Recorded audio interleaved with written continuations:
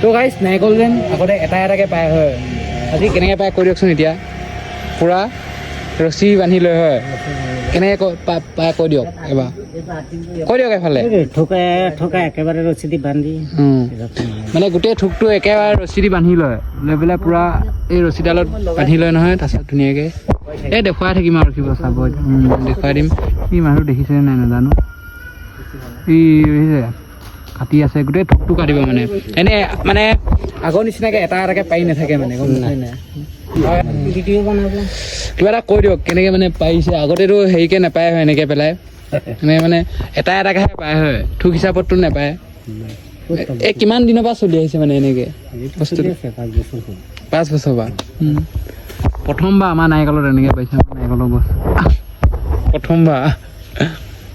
প্ৰথমবাৰ দেখিছোঁ গাইছ গোটেই থোকটো বহুত সৰু সৰু নাৰিকল কেনেকৈ পাইছে সিমানে